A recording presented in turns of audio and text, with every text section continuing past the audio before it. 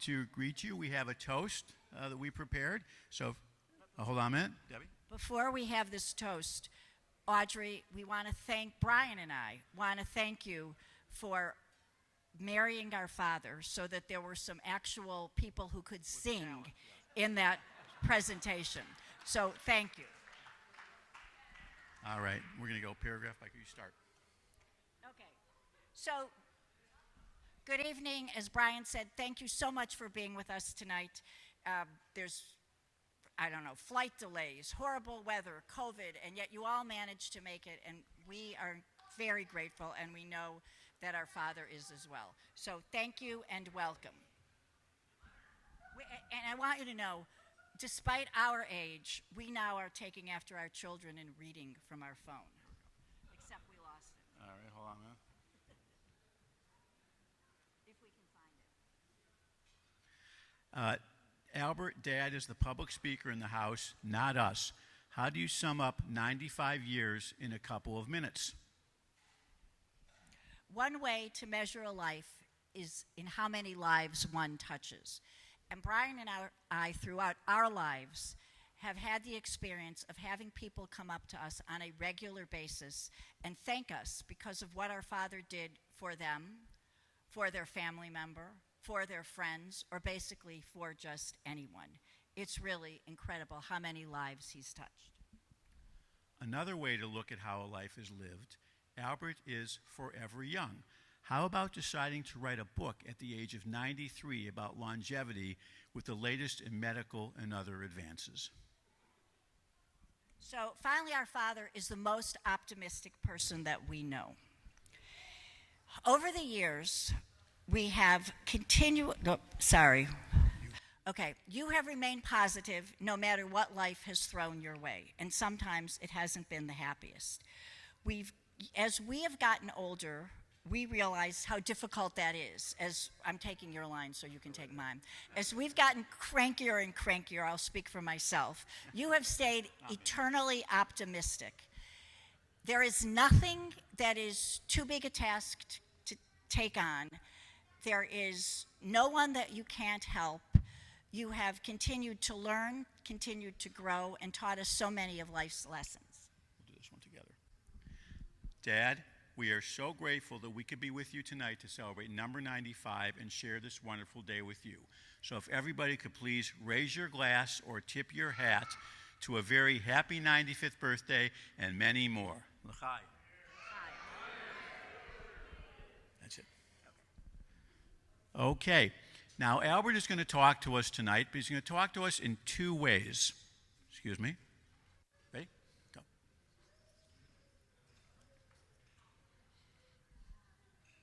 So, if you were here last year, we did some questions that people asked from the audience of Albert. And those questions form the basis for something called StoryFile. Steven Spielberg helped pioneer a technique using artificial intelligence that allows you to talk to someone, a hologram on the screen. He did this with Holocaust survivors to preserve those memories. And thanks to Jennifer, Linda, Karen, Debbie, me, we have arranged for Audrey and Albert to do a series of questions through StoryFile, and you will see a small sample of this tonight. We're in the beta testing stage, so basically you can ask the question exactly as it's written, or you can ask the question with variations. That's why we're testing. But what you'll be able to do over time is you can ask Audrey and Albert questions, and they will tell you questions about their life. So I tried to pick out some questions tonight that talk more about Albert as a person as opposed to business and those sorts of things, just to get a better feel for him. And with the help of our in-house technology department, please acknowledge Eric Salzberg, Debbie's son and my nephew. You are hopefully going to see a 10 to 12 minute demonstration of how this amazing technology works. So,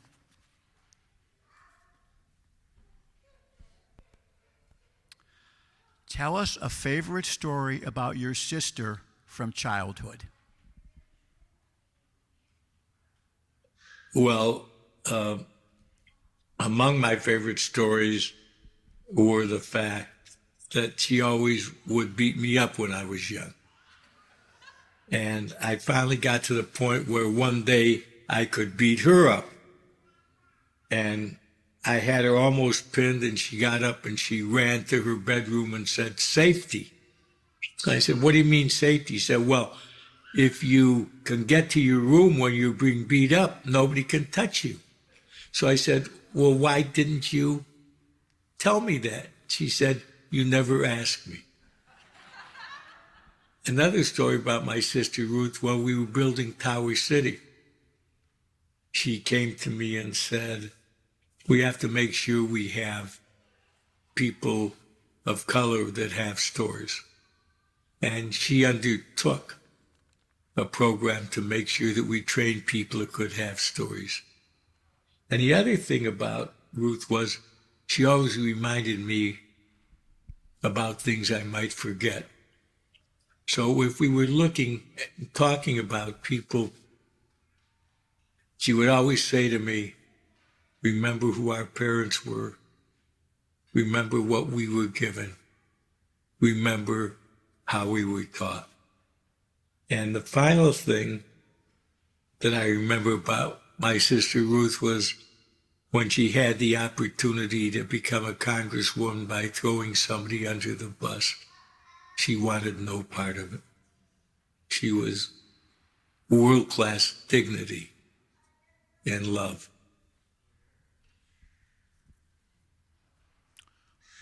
Were you a jokester as a kid? Always a punster.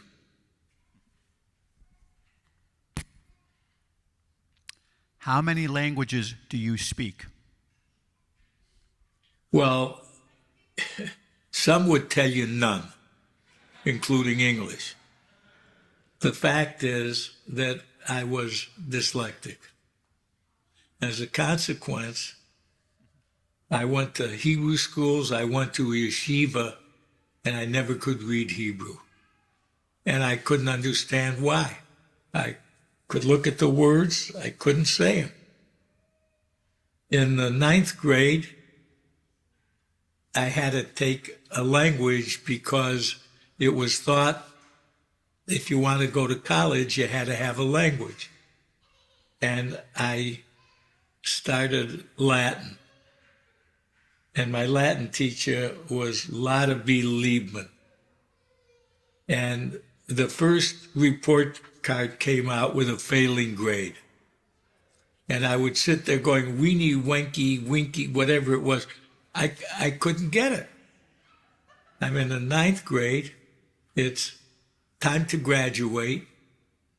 And the Latin teacher says to the principal, "I have a student who's the president of his class. He's the editor of the newspaper.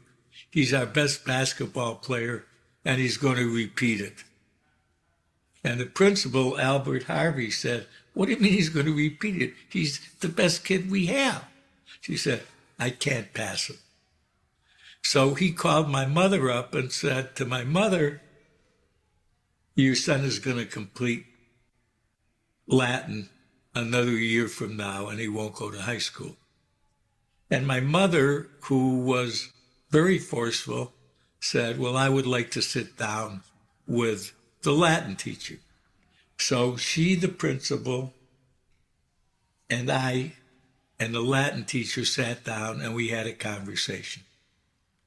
At the end of which the Latin teacher said, "I will pass your son on conditions."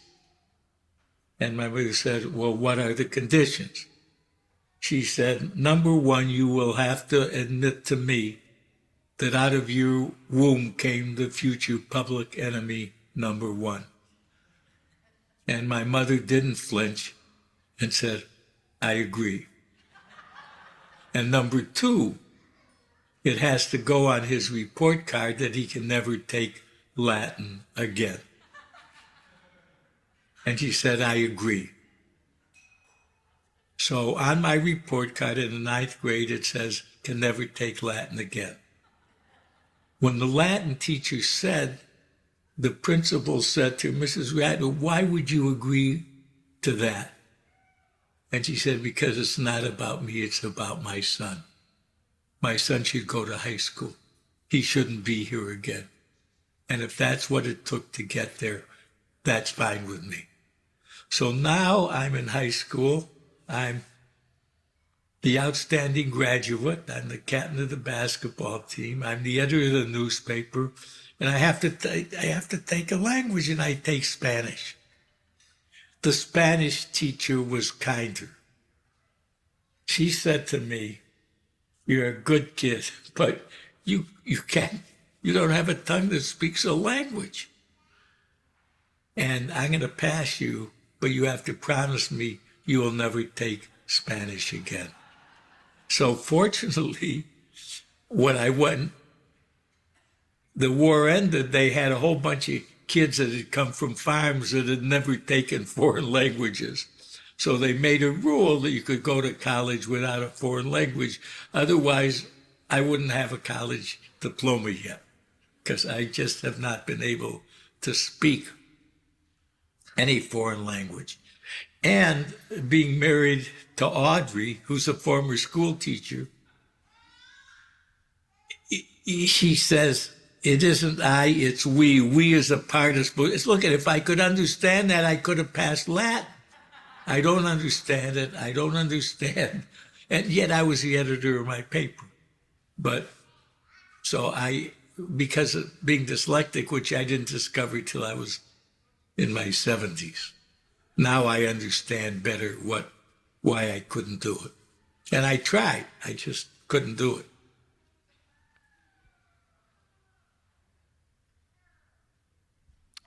How come you don't like vegetables?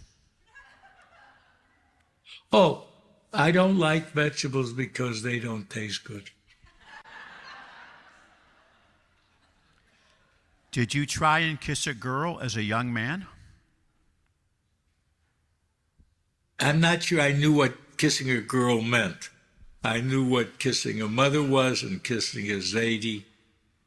But it's just so strange because I had this great relationship with my sister. She was always protective of me. And you know how boys would talk, "Oh, I kissed this girl." "Oh, you kissed this girl? What kind of a girl?" So it didn't last my whole life. Thank God. What does Audrey give to you?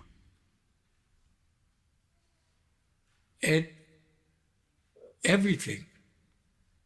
I mean, if I'm sick, if I'm well, even when I say something that makes her mad, she's always there to try to help me. She's always there to try to push me. She's always there.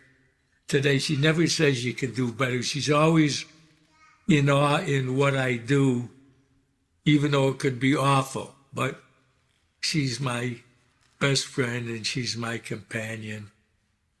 And she fills me with joy. And the house that we live in with all the plants, and people come in and say to myself, "Well, did you redecorate this last year?" She's so gifted, she's so talented. And the interesting thing is because she came from a very, very smart family. Yeah, the boys graduated from college when they were, before their bar mitzvah, almost. Jay, the youngest, graduated Northwestern, Bob at IIT. And she was never in a place where she looked at herself and she thought that she was always in a place with people that were much smarter. But the truth of the matter is she was smarter than all of them and is smarter than all of them. But she doesn't know it. And that's the refreshing part of it. So she lights up my life, and that's a great thing. Was there ever a time you thought the Browns or Indians would win a game? Every game. I was wrong, by the way, most of the time. So that's just a small sample. There are hundreds of questions, and hopefully at some point you will be able to maybe get an email out to you guys, and you'll be able to fool around with it. It's amazing technology, and we'll have the technology, and we'll have Albert forever and Audrey forever. So thank you. So a couple more things we're going to do. Go ahead.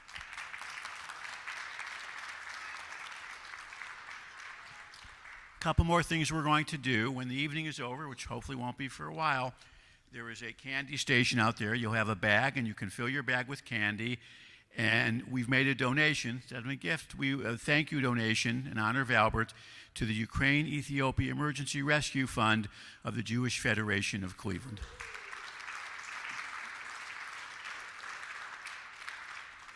So, Dad, I'm going to invite you if you'd like to come up. I didn't want to have a party.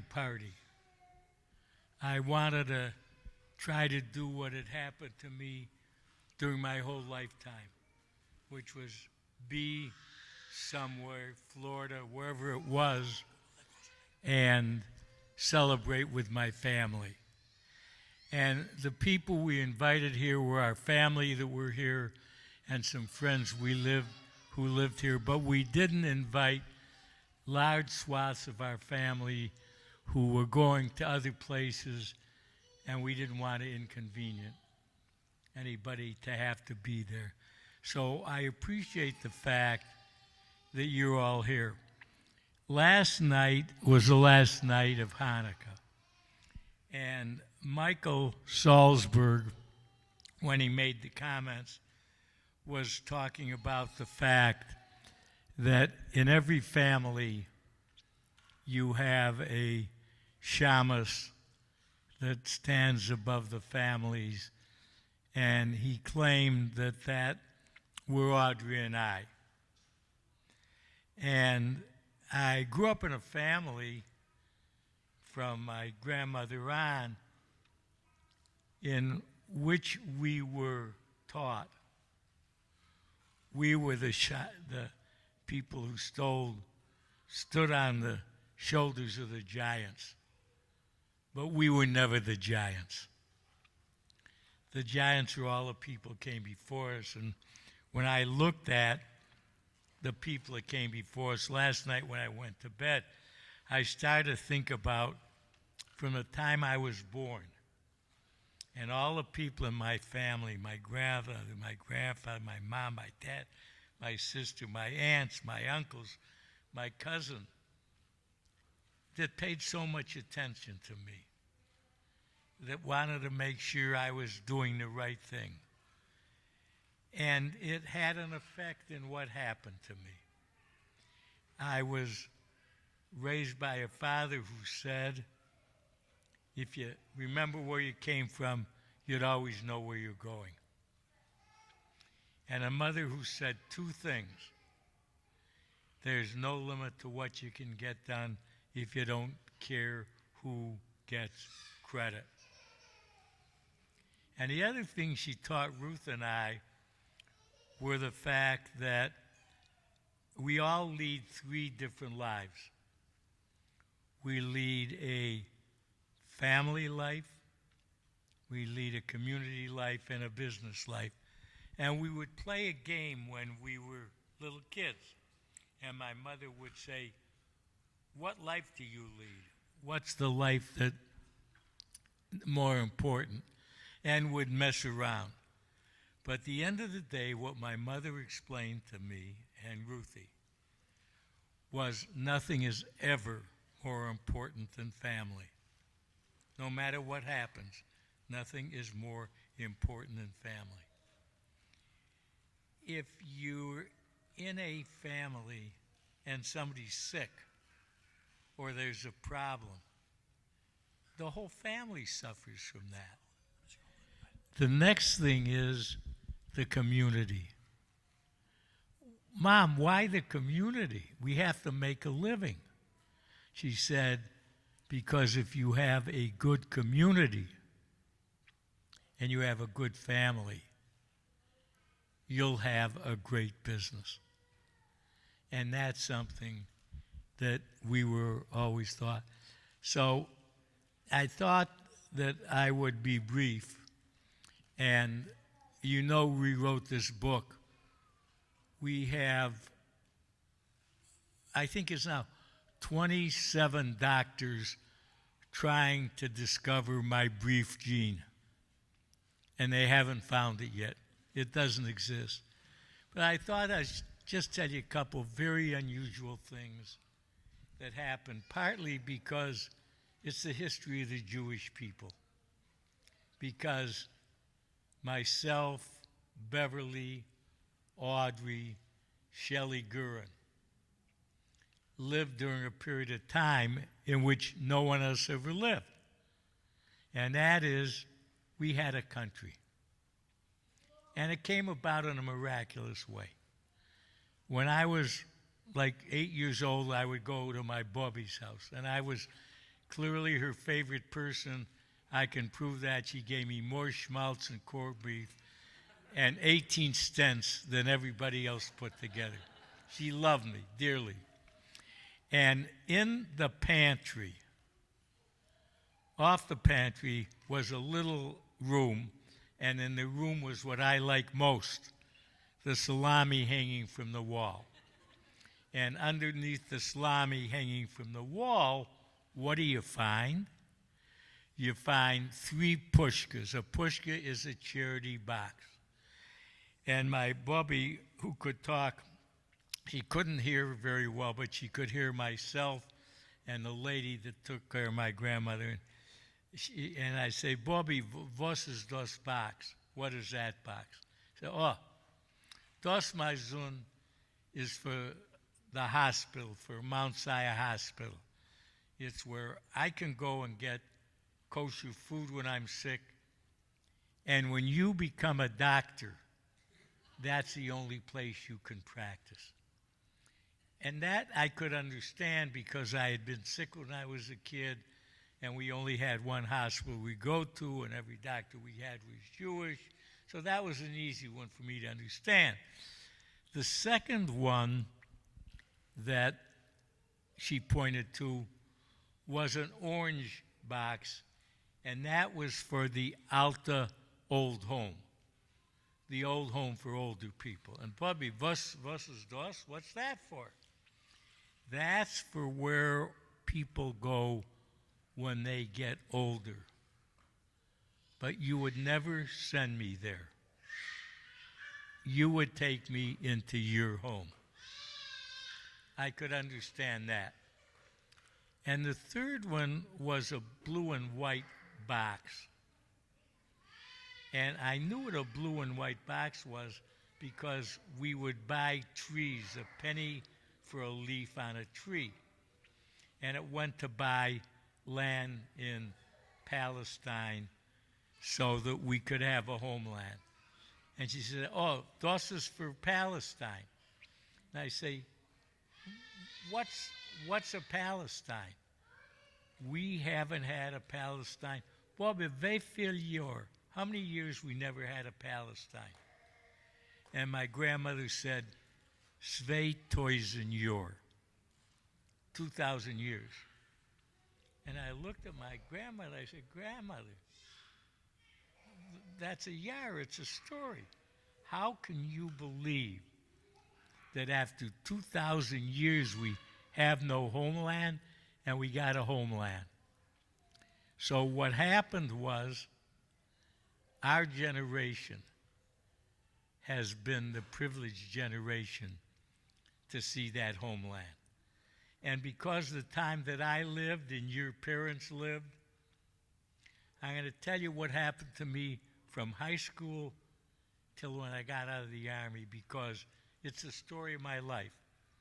Born in a depression, never affected by it. We were fine. We had clothes. We had food. The war came.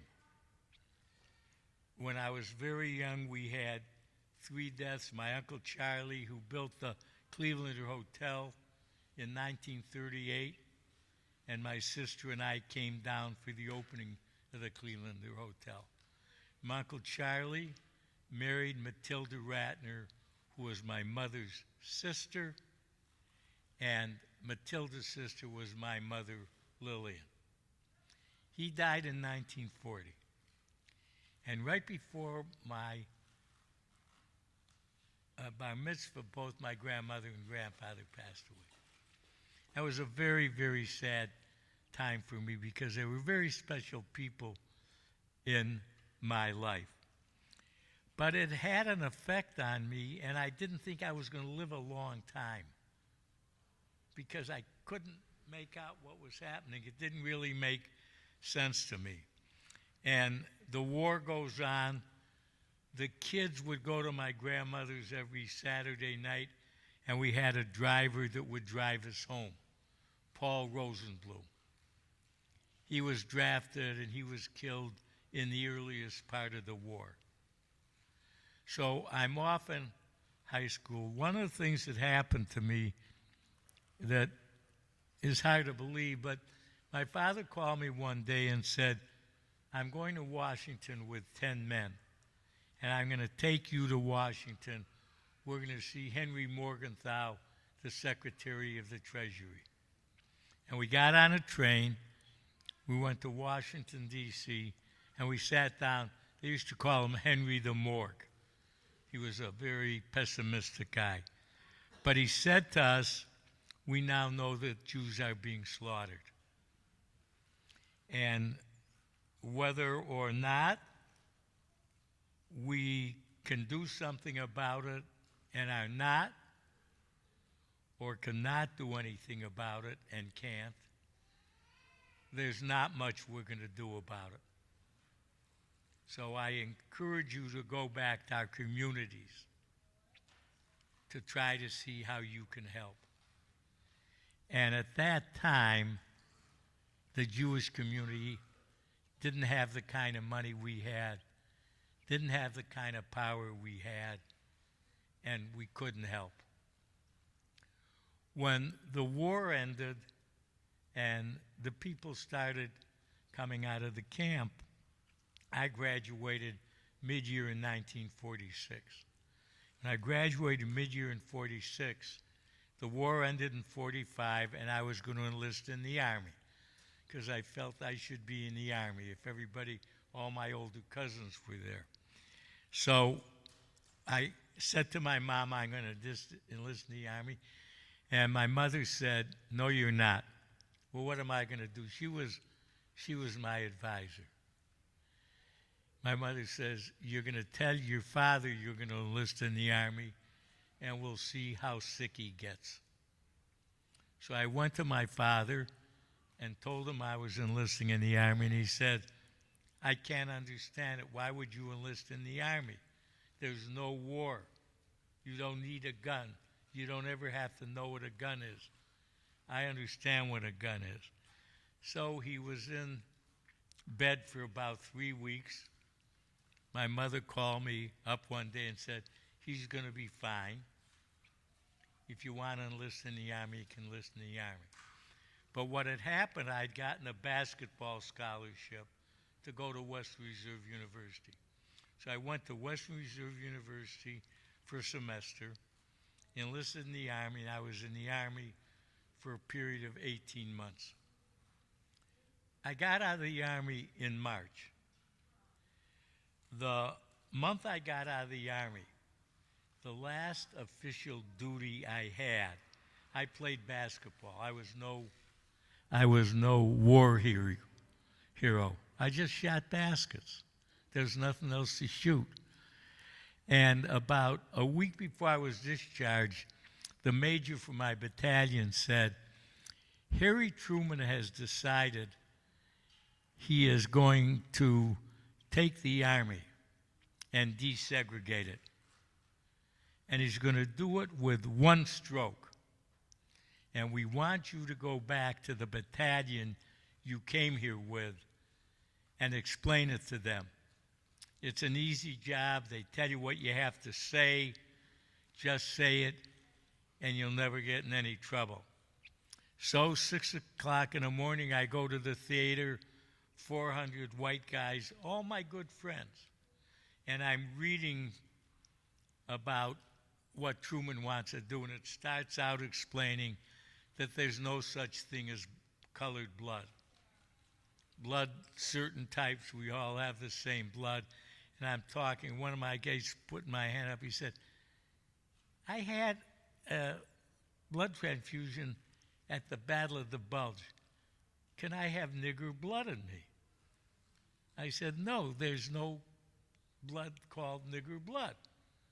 You have one of the 3 or 4 bloods that are in the blood system. Well, one thing left to the other, and what happened was one of my really good friends who had 90 decorations got up and he said, Corporal Ratner, I like you, but I fought with niggers and they were black. Now, nobody fought with niggers, with blacks. It isn't the way it happened. There were black groups and there were white groups. And then my major, my friend, got up and said, I fought with them and they were black. And my guys started to come to me, after me. And I ran out. I had a Jeep. I ran over to the headquarters, and we knew the commanding general, real small guy, but he loved athletes, and I told him what happened. And he said, tomorrow morning, 0600, come back to the stage. Came back to the stage. I walk out on the stage. There are 3 guys laying on their stomach with submachine guns. The general gets up and says, Corporal Ratner's going to give his speech again. And the first guy that moved, we're going to shoot. A week later, I was out of the Army, and I went to the brilliant North, the benevolent North, the North that had such respect for people of different colors and ideals.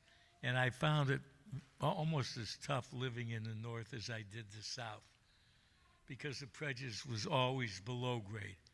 It was buying a house in a white neighborhood so a black wouldn't get there. It was making sure a black didn't get a job. But I get out of school and I'm looking for a job. I get a job in the high school at Cleveland Heights. I get a job soliciting welfare cards for the high schools.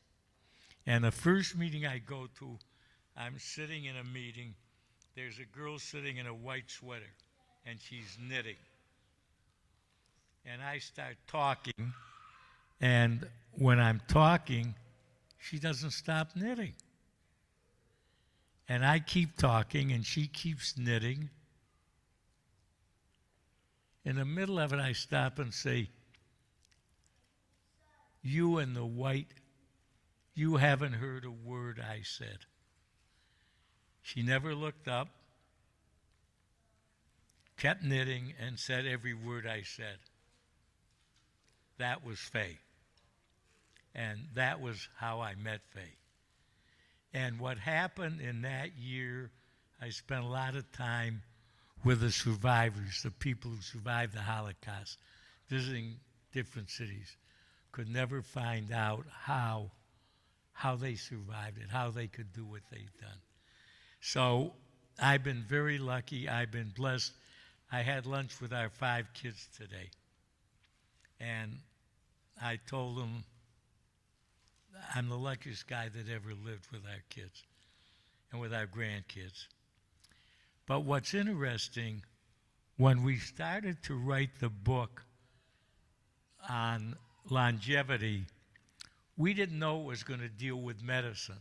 Michael and I just started it, and we saw that the longevity would come from medicine. So I'm no medicine genius. But I started to think about, as we looked at what we were doing,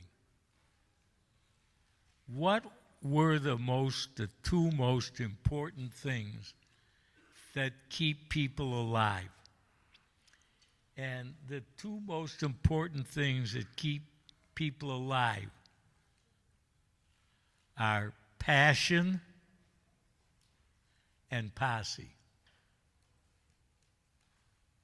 Because if you don't wake up in the morning and you want to do something, and you have nobody can do it with, what are you going to do? And I look around this room and the people in it, and I know everybody in this room. And what I know, my definition of posse is Casey, who brought me up here, that took my granddaughter Remy swimming in the pool this morning. I wasn't going to do it, but he did it. one of my youngest friends, my newest friends is here, Zoe Kimmelman.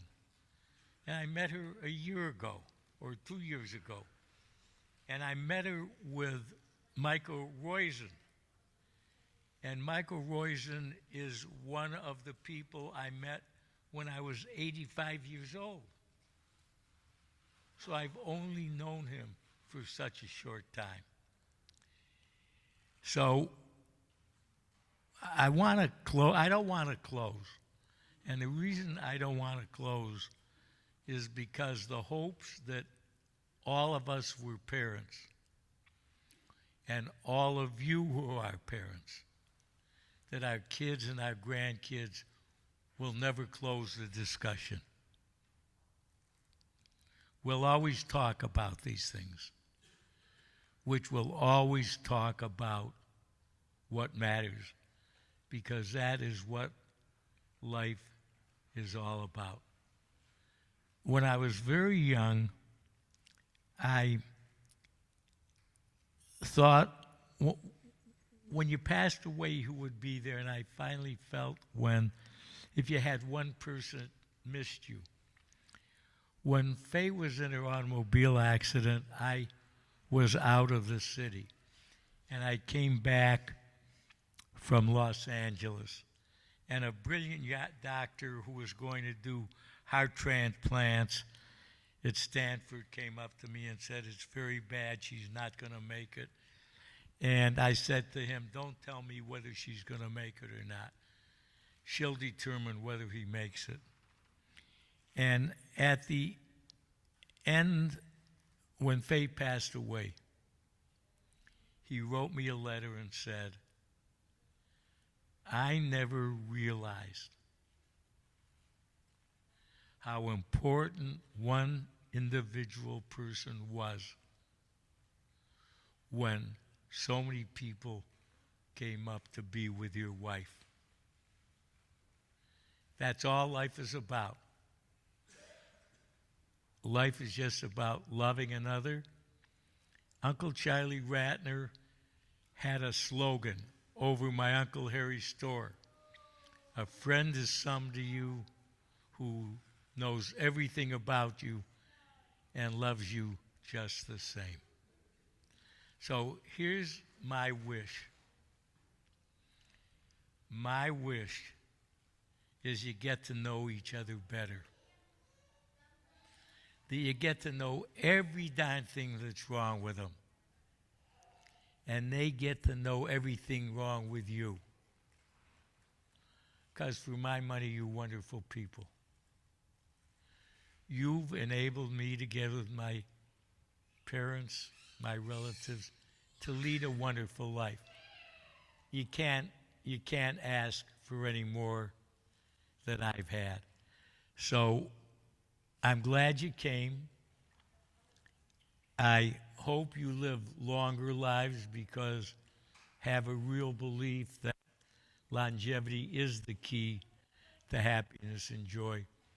And just to make an analogy, which is a quick analogy, when we didn't have an Israel, what all of us realized when this horror was going on, when my father was listening to the radio about Poland being attacked, September 1st, 1939, and couldn't do anything about it. And then we had a state of Israel, and things changed. We still have to protect it. The body is no different. When we didn't know, we have 2,500 genes that are lit on and off, and a total of 23,000, and how simple it was, and we didn't understand how they worked. We couldn't do things to help ourselves. But it's all there. God love you, and thank you so much for being there. And a special thanks to Debbie and to Brian. And one of the things happens when you get old. You like being around older people because they give you inspiration. One of the joys I have in life is watching Audrey and her sister and their relationship. And I looked yesterday at the different aunts from different families holding kids from different families and their relationships. Nobody can take that away from us. People have given us the gift of understanding that that's who we are and that's who we can be. So I'm thrilled I am where I am. I don't know how long more I'll be here, but this much I will tell you. I'm here a lot longer than I thought I would be. And I owe a lot of it to all of you. Thank you.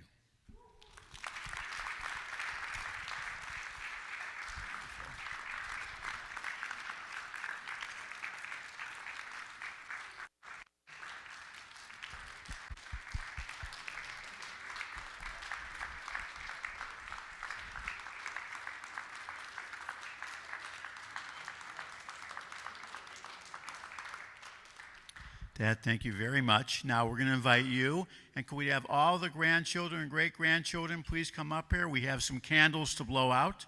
So if you want to walk over here to the cupcakes, please. That includes you too. Happy birthday to you. Happy